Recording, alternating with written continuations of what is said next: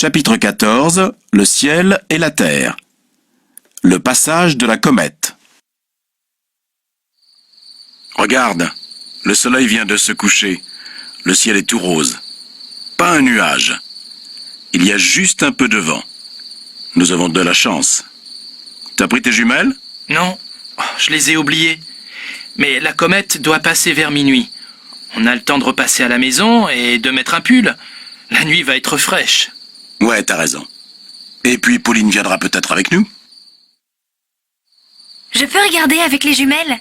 Oh, il y a plein d'étoiles. Et là, je viens de voir une étoile filante. Ou alors c'est la comète? Non, probablement une étoile filante. La comète est beaucoup plus grosse. Mais regarde, là-bas, cette grosse étoile à côté de la Lune. C'est l'étoile du Berger. C'est la première qui apparaît la nuit. Ah, oui, je la vois. Et Saturne et Jupiter, ils sont où? Ce sont des planètes qu'on ne voit pas comme ça. Il faut aller dans un observatoire pour les voir. Oh, dommage. On la voit quand, la comète? J'ai froid. Écoute Pauline, je t'avais dit de mettre un blouson. C'est vrai que le vent se lève. Et les nuages arrivent. Je viens de voir un éclair là-bas. L'orage approche. Allez, on rentre. Il est 1h du matin et on n'a rien vu. La comète ne nous a pas attendus.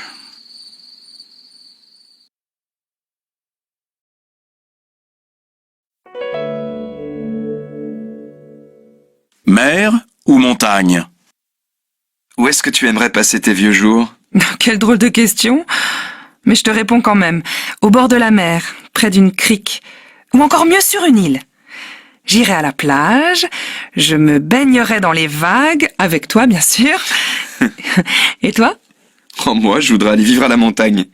J'adore les longues marches sur les sentiers, le long des torrents, me baigner dans les lacs. Tu n'aimerais pas?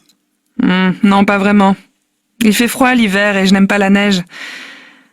Et un petit village à la campagne, pas trop loin de la mer, par exemple dans l'arrière-pays niçois. Il y a des collines, des rivières, et la côte n'est pas très loin. Non, j'ai une meilleure idée. La Corse, c'est idéal. Il y a la mer, la montagne et la campagne. Oui, pourquoi pas. Mais on a encore le temps de penser à notre retraite.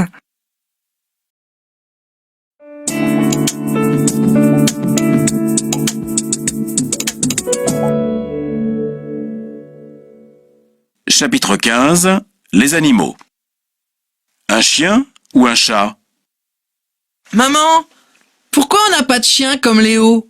Il vient d'en avoir un pour son anniversaire. Oh oui, et moi j'aimerais bien avoir un petit chat comme celui de Juliette. Il est trop mignon. Non, les enfants, ce n'est pas possible. Dans la journée, il n'y a personne à la maison. Et les animaux sont malheureux dans un appartement.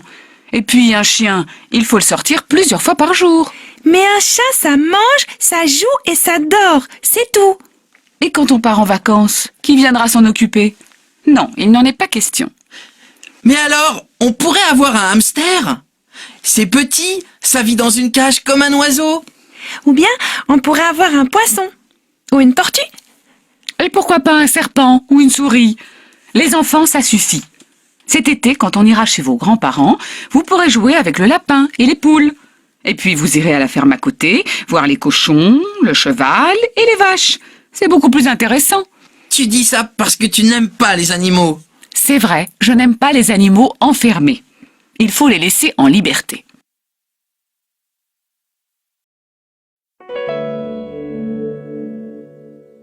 Dans une animalerie. Ce chiot est très beau. Il est de quelle race? C'est un cocker américain. Il va beaucoup grandir? Je dis ça parce que j'habite en ville, dans un studio. Non, il ne deviendra pas très grand. C'est un chien qui peut vivre en appartement et qui aime beaucoup la compagnie. Il demande beaucoup de soins? Il faut le sortir, bien sûr, mais c'est un animal tranquille. Seulement, il faut le brosser régulièrement car ses poils sont longs. Mais ce n'est pas nécessaire de le faire toiletter très souvent. Il a quel âge? 3 mois. Il est en excellente santé. Le vétérinaire l'a vu avant-hier. Regardez son pédigré. Il fait quel prix? 550 €. Bon. Merci, je vais réfléchir. Je reviendrai vous voir samedi prochain avec une amie qui connaît bien les chiens.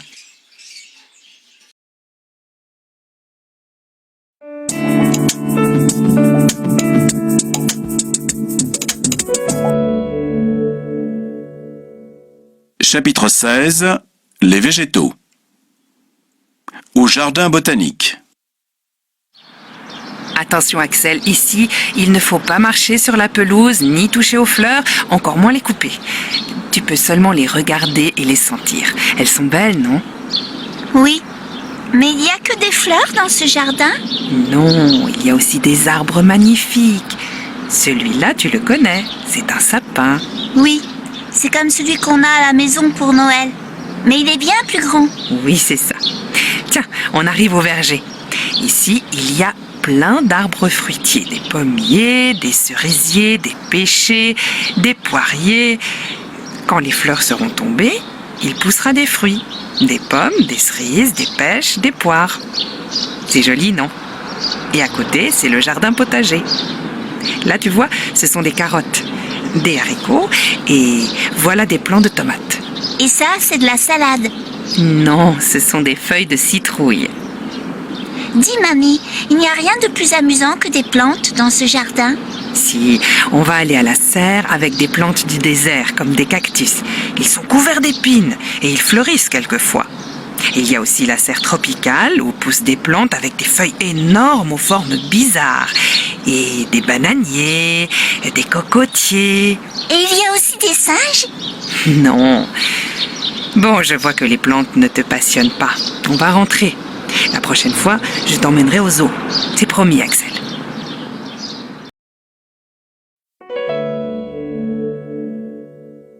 Dans une jardinerie. S'il vous plaît, monsieur, je voudrais planter des arbustes pour faire une haie. Nous cherchons des plantes à feuilles persistantes. Oui, c'est au fond de l'allée, à gauche après les arbres fruitiers. Les arbustes sont là-bas et vous trouverez un vendeur. Merci. Hélène, et si on plantait un cerisier au fond du jardin? Ce serait sympa d'aller cueillir les cerises dans l'arbre, non? Oui, mais il faudra attendre combien de temps? Occupons-nous déjà de la haie pour nous isoler des voisins. D'accord, si tu veux. Je vais voir les arbustes et toi, tu regardes les fleurs. Je te retrouve dès que j'ai fini. Alors, tu as trouvé? Oui, j'ai pris plusieurs espèces, dont quelques arbustes à fleurs. Ce sera pas mal, je crois. Et toi, tu as trouvé quelque chose? Oui, un rosier grimpant, 2 pieds de pivoine et des oignons de tulipe. Je vais aussi prendre des graines de giroflée, j'adore ces fleurs. Je te laisse choisir. Les fleurs, je n'y connais rien. Allez, je vais à la caisse. Tu m'y rejoins.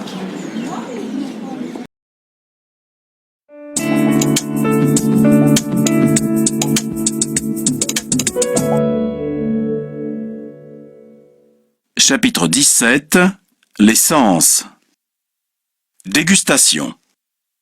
Charles, je vais te faire déguster une petite merveille. Je l'ai rapporté de mon dernier voyage en Russie. Un caviar exceptionnel. Je suis sûr que tu n'en as jamais goûté du vrai. Je ne crois pas. Mais je pensais que c'était noir. Non, il doit être d'un gris plus ou moins clair ou encore ambré. Tiens, mais avant, sens-le. Il a une odeur iodée. On retrouve la mer, tu ne trouves pas? Oui, un peu acide. Il est effectivement délicieux, hein, et très moelleux. J'aime bien ce goût légèrement fruité. Mais tu ne le manges pas avec un peu de citron? Non, surtout pas. Ce serait du gâchis. Par contre, ça se marie très bien avec de la crème fraîche sur un toast. Essaie. Ah, merci.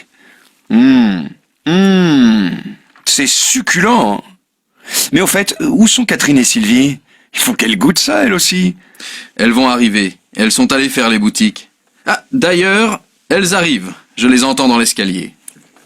Bonsoir. Oh, mais vous êtes en train de manger du caviar. Tu vois, Sylvie, il ne se refuse rien. J'espère que vous nous en avez laissé. Tenez, prenez un toast grillé et préparez-vous une tartine. Mais dépêchez-vous, sinon il ne vous en restera plus. Alors, vous avez fait des folies? Catherine s'est acheté un manteau en cachemire. Touche comme il est doux. À la fois léger et très chaud. Magnifique, non? C'est vrai. Et toi, Sylvie, tu n'as rien trouvé? Si, je me suis offert une paire de bottes. Elles sont souples et donc très confortables. Regardez comme elles sont belles. Oui, pas mal. Bon, et mon caviar alors? Vous le trouvez comment? Pas mauvais, mais il a un goût de trop peu et je meurs de faim, pas vous? Je propose qu'on aille dîner. Tu as prévu quelque chose? Non, mais écoutez, le restaurant italien en bas de la rue sert des plats de pâtes succulents. Après le caviar, des pâtes, c'est original, non?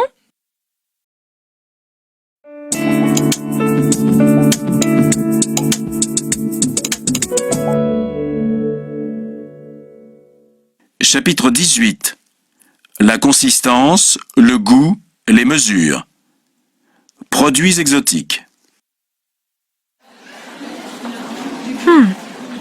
Comment tu trouves ça? C'est une spécialité vietnamienne.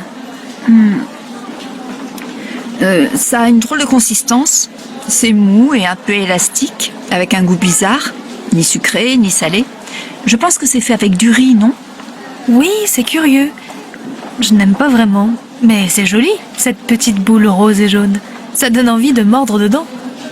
Et regarde ça, tu crois que c'est un dessert? Cette crème blanche? Je ne sais pas, on peut en acheter une pour y goûter si tu veux. Mais ça me semble bien liquide, et l'odeur est un peu aigre, non? Oui, tu as raison. Oh, là-bas, il y a un stand de pâtisserie orientale. J'adore les loukoums. On y va? Allons-y si tu veux, mais je n'y toucherai pas. Je trouve ça écœurant, collant, et beaucoup trop sucré à mon goût. En plus, c'est lourd à digérer.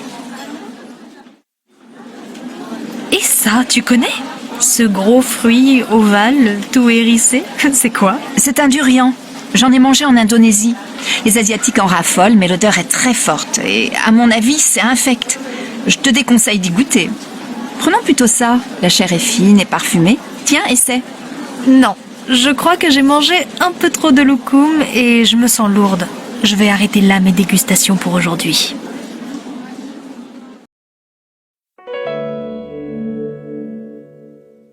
Un cadeau étrange. Regarde, j'ai un cadeau pour toi. Mais tu dois le mériter. Je l'ai rapporté de mon voyage au Brésil. Alors, il faut que tu devines ce que c'est à travers le papier.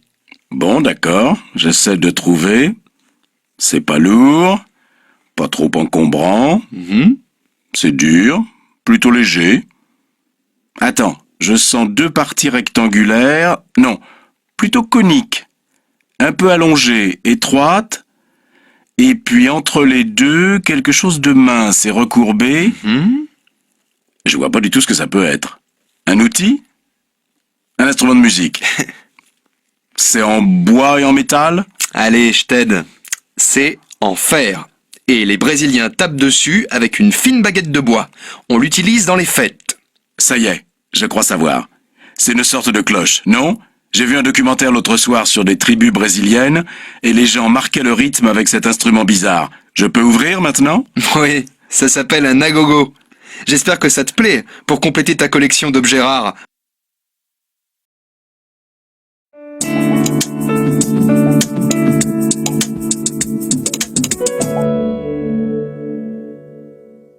Chapitre 19. Les médias. Chez le marchand de journaux. Bonjour, vous n'avez plus Libération? Regardez là-bas, sur le présentoir des quotidiens. Il en reste peut-être. Non, il n'y en a pas. Tant pis, je vais prendre un journal régional. Vous avez Ouest France? Oui, bien sûr. Je sais qu'il en reste. Papa, tu peux m'acheter un magazine pour aller à la plage? Bon d'accord, va le chercher. Qu'est-ce que c'est? Une revue de photos? Ou c'est nouveau que tu t'intéresses à la photo? Ah oui, il faut aussi Elle pour ta mère. Où sont les magazines féminins? Au fond du magasin, à gauche. Et avec elle, cette semaine, il y a un supplément, un spécial minceur. Très bien. Ça va lui plaire. Bon, voilà, je crois que je n'ai rien oublié. Je vous dois combien? Ça fait 9,50 €. Tenez. Et demain, vous pouvez me garder à Libération? Bien sûr. Bonne journée et à demain.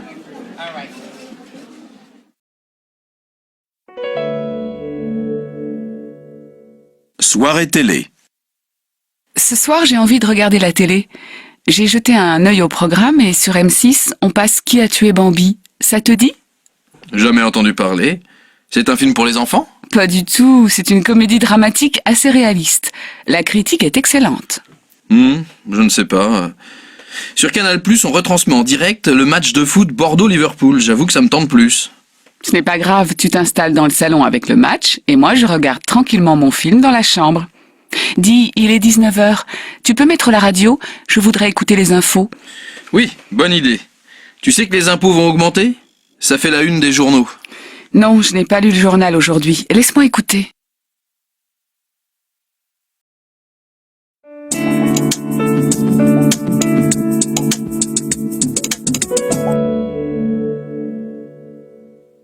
Chapitre 20. La politique et les conflits sociaux. Jour de grève. Les principaux syndicats appellent les employés de la SNCF et de la RATP à faire grève le vendredi 23 novembre suite à une déclaration du ministre des Transports. Hier, ce dernier a annoncé qu'il envisageait de reculer l'âge de la retraite. Pour les jours à venir, des manifestations sont prévues dans différents secteurs. Les députés siégeront dans la matinée pour discuter une nouvelle loi sur l'immigration. Tu vois, on a bien fait de prendre notre retraite l'année dernière. Le nouveau gouvernement aurait bien été capable de nous faire travailler jusqu'à 70 ans. Allez, tu exagères. Moi, ce qui m'ennuie, c'est que le 23 novembre, c'est le week-end où les enfants doivent venir. Et comme il n'y aura pas de train, ils vont annuler leur voyage. Ne t'en fais pas, ils trouveront bien une solution pour venir. Moi, en tout cas, la politique, ça me dégoûte de plus en plus. Pas un seul parti honnête. Si j'avais su, je n'aurais pas voté aux dernières élections. Maintenant qu'il est président, il ne tient plus le même discours.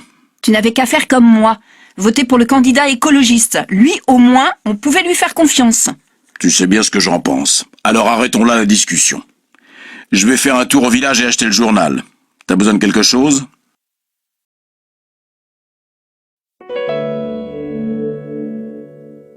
Manifestation. Tu vas à la manif demain? Je ne pense pas, j'ai un examen d'économie à préparer. Toi alors, qu'est-ce que t'es étriqué? Si la loi passe, diplômé ou non, tu n'auras pas de travail. Tu ne te sens pas concerné par la précarité de l'emploi, la montée du chômage et la réduction des acquis sociaux? Vraiment, tu me déçois. Oui, tu as peut-être raison. Finalement, je vais faire la manif. Ah, quand même. Allez, viens avec moi. Je vais finir de préparer une banderole. Et il y a des tracts à distribuer.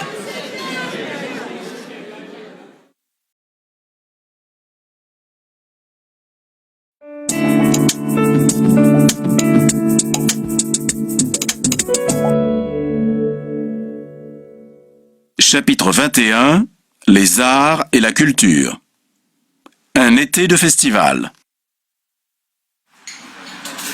Cet été, j'irai bien au Festival d'Avignon. Je n'y suis encore jamais allée et j'aimerais voir quelques pièces de théâtre, des spectacles de rue et pourquoi pas du mime. Il présente des créations tout à fait inédites et il paraît qu'il y a une ambiance extraordinaire. Et puis, c'est dans un cadre magnifique. Ça te dirait ? J'aurais bien aimé, mais j'ai déjà des projets pour l'été. Un ami photographe m'a proposé d'aller à Arles pour découvrir les rencontres de photos. De très grands photographes exposent chaque année. En même temps, il y a des concerts de musique africaine avec des chanteurs, des groupes. Le programme m'a l'air très bien. Il y a Césaria Evora qui donne un concert. Tu sais, la chanteuse capverdienne, je l'adore. Mon ami habite près d'Arles, dans une grande maison. Tu pourrais peut-être passer. Je vais lui en parler. Si ces rencontres ont lieu en juillet aussi, pourquoi pas ? Ce serait sympa. D'abord du théâtre, puis de la photo et de la musique africaine. Oh, quel été culturel ! Ça me tente bien. Et les dates coïncident ? Les rencontres d'Arles durent tout l'été. Mais as-tu déjà des réservations pour des spectacles à Avignon? Et pour te loger, je crois qu'il y a foule. Non. Je vais m'en occuper très vite. Mais j'aurais quand même bien aimé que tu viennes à Avignon avec moi.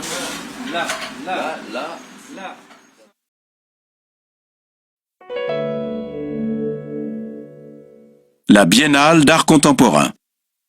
Mon frère est invité à la Biennale d'Istanbul cet automne. Je crois que je vais y aller pour l'aider à installer ses toiles. Dis donc, c'est super! Il commence à être connu. Oui, il fait partie d'un groupement de jeunes artistes contemporains. Ils font maintenant beaucoup d'expositions en France et à l'étranger, dans des galeries, des musées, des centres culturels. Il y a seulement des peintres dans cette association? Non, il y a aussi des sculpteurs, des artistes vidéo, des photographes et même des dessinateurs de BD. Et ils vont tous à Istanbul? Non, certaines œuvres ont été sélectionnées. Mais il y aura des créations du monde entier. Ça aura lieu au musée d'art contemporain, dans un espace immense. Je pense que ça va être très intéressant. Oh, ça me tenterait bien aussi de venir vous aider.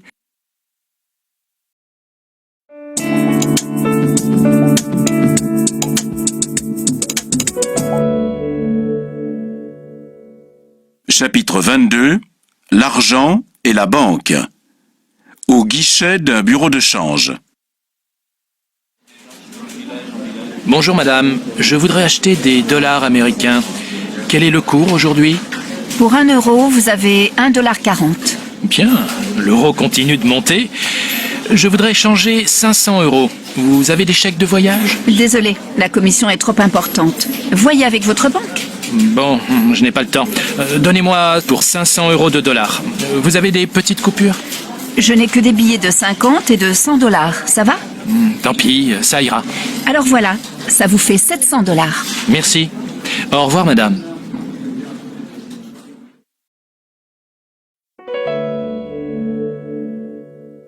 L'argent de poche.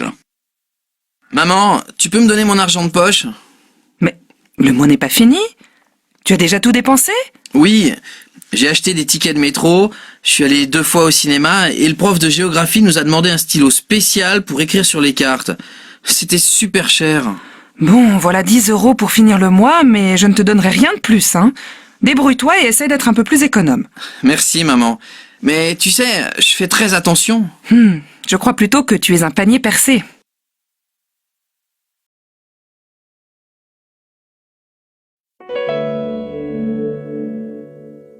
Un emprunt. Bonjour monsieur l'abbé, qu'est-ce qui vous amène? Voilà, ma femme et moi, nous voudrions acheter une résidence secondaire. Bien sûr, je dois emprunter. Que me conseillez-vous? Actuellement, nous avons un emprunt à 3,5%. C'est très intéressant. De combien d'argent avez-vous besoin? La maison coûte 90 000 euros.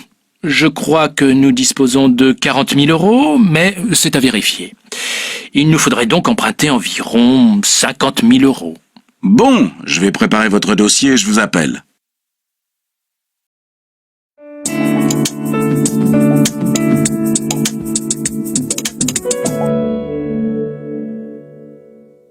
Chapitre 23.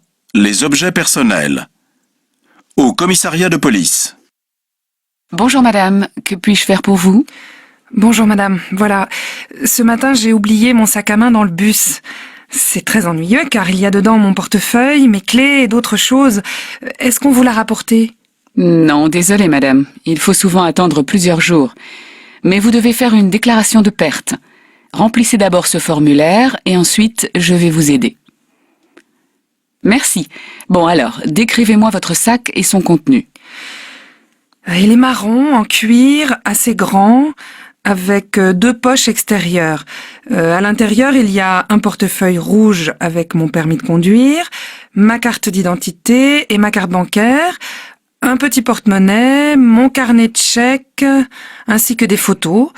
Il y a aussi mes clés de maison et celles du bureau, mon téléphone portable. Y a-t-il d'autres choses? Oui, mon agenda avec toutes mes adresses. Un stylo en argent, mon étui à lunettes, une petite trousse de maquillage avec un miroir, mon abonnement de transport. Attendez que je réfléchisse. Oui, il y a aussi un parapluie pliant, des cigarettes et un briquet. Oui, j'oubliais. Il y a aussi mes gants et mon livre. Bon, vous avez bien noté vos coordonnées? Si on rapporte votre sac, je vous appelle. Mais vous savez, les gens ne sont pas toujours honnêtes. Allez, je vais être optimiste. Je vous remercie et j'espère vraiment que vous m'appellerez bientôt. Merci de votre aide. Au revoir, bonne journée. Au revoir madame.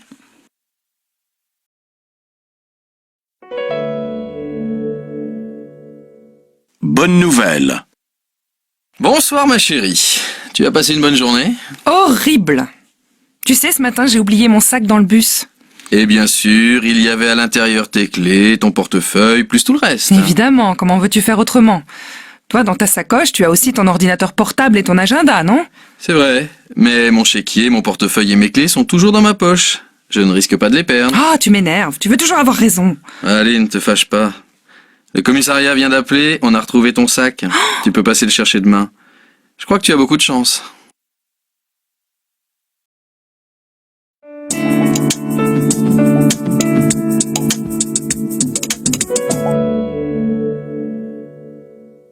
Chapitre 24.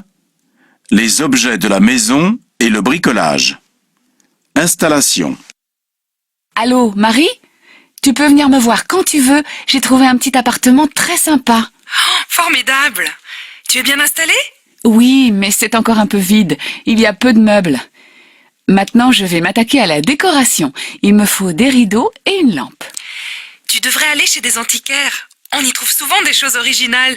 Des lustres, des miroirs, des vases, des peintures, des bougeoirs. Tout ce qui fait qu'un appartement devient un nid douillet. Oui, mais je crois que je préfère un intérieur moderne, un peu dépouillé. Il manque quand même quelques coussins, mais je ne veux pas de bibelot. J'ai horreur de ça. Et puis après, quand il faut faire la poussière... Oui, mais ça donne une atmosphère chaude. Moi, tu vois, j'ai envie de changer un peu mon salon. Je vais acheter une petite table basse et un tapis. Dans un magazine de déco, j'ai vu une jolie console en bois. Je pourrais y poser mes souvenirs de voyage, comme ma statuette indienne. Et sur les murs, je mettrais bien une grande tenture, dans les rouges. Je vois, tu veux créer une ambiance orientale. Mais moi, je me plais dans les grandes pièces vides. Alors, quand est-ce que tu viens me voir dans mon nouvel univers? Bientôt, c'est promis. Je t'apporterai une plante verte, d'accord? Avec plaisir. Alors à bientôt.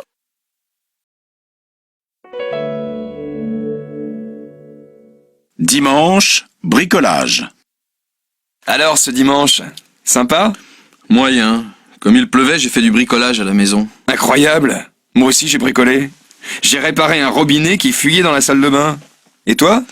Moi, j'ai repeint le placard et le radiateur de la chambre. J'ai aussi installé une lampe dans le couloir. Ça y est, t'as fini? Ouais, mais en fait, si j'étais courageux, je changerais le papier peint dans le salon. Ouais, je vois. Eh bien moi, j'ai encore plein de petites choses à faire. Une porte à décaper et à poncer, la moquette à changer dans le salon. Dis donc qu'on devrait s'associer. Ce serait moins ennuyeux, non? Bonne idée. On va y réfléchir.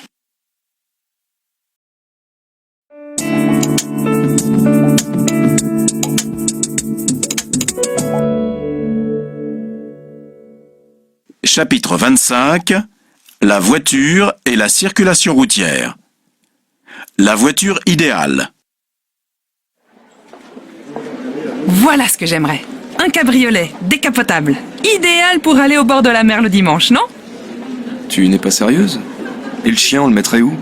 Il n'y a pas de banquette à l'arrière? Oh là là, si on ne peut pas rêver. Regarde! Et voilà exactement la voiture qu'il nous faudrait! Compacte, esthétique, confortable, avec de la reprise, et tout ça pour un prix raisonnable. Je peux vous renseigner? Ce nouveau modèle est très adapté à la ville. Son encombrement réduit permet de se garer facilement et de se faufiler dans les embouteillages. Son coffre, spacieux, peut loger un nombre important de bagages. Et sa tenue de route est exceptionnelle. De plus, la Bravo est économique. Elle fait moins de 6 litres au 100 sur route. Et regardez comme l'habitacle est bien agencé. Je vous en prie, asseyez-vous. Vous avez ce modèle avec la clim? Et un toit ouvrant? Ah oui, j'aimerais bien aussi un GPS. Oui, mais alors il faut prendre le modèle GT. C'est plus cher. Mais pendant la durée du salon, vous pouvez bénéficier d'un crédit très intéressant. Merci beaucoup. On prend la brochure. On va réfléchir. Non mais là, c'est toi qui rêves. On ne va pas acheter une voiture. Le vélo, c'est parfait dans Paris. On n'a pas de problème de stationnement, on ne pollue pas, et ça nous permet de garder la forme. Et puis maintenant qu'il y a des pistes cyclables, c'est beaucoup moins dangereux. Oui. Et le chien, on le met dans le panier. Mais quand on aura un enfant, on le mettra où? On n'en est pas là.